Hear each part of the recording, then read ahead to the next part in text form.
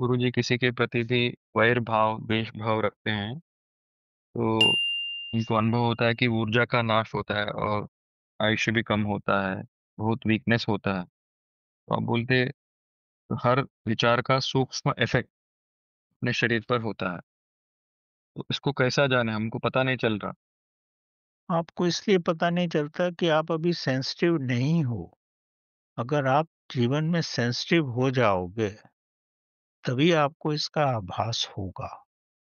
अब जैसे छुई-मुई का पेड़ होता है ना, उसको उँगली दिखाओ तो भी वो मुरझा जाता है। तो जब आप अंदर से इतने सेंसिटिव होगे तभी इसका आभास होगा आपको, अन्यथा इन सब चीज़ों का आभास नहीं होगा। ये बड़ी सूक्ष्म चीज़ें हैं।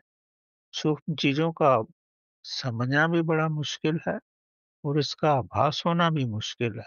जब तक आपकी आंतरिक अवस्था उतनी पवित्र और सूक्ष्म ना हो जाए। तो जब आप सूक्ष्म होंगे तभी तो आप समझ पाओगे।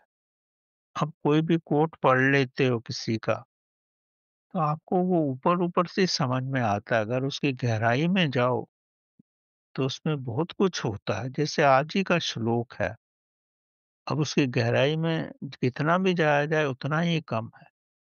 जैसे हमने विष की बात की, अब विष क्या है भई, छोटी-सी बात है कि शरीर में विष हो जाता है वो ठीक है। लेकिन विष किस-किस कारणों से होता है? अभी तो मैंने थोड़े ही कारण आपको बताए और भी बहुत सारे कारण हैं। तो ये तो जितने भी श्लोक हैं या कोट्स हैं, ये सब मुट्ठी बंद में ही बोले जाते हैं। इनको खोलना तो आपकी गहराई की समझ में है और आप कितना उसको पचा पा रहे हो, कितना आप समझ पा रहे हो, वो कितनी गहराई में जा रहे हो आप। जितना पानी की गहराई में जाओगे, उतना ही आपको आभास होगा। पानी की गहराई में जाओगे तो भी ऑक्सीजन रहती है वहाँ पर। तो तभी तो मछलियाँ हैं या और कई जानवर हैं, पानी के अंदर सर्वाइव करते ही हैं ना वो।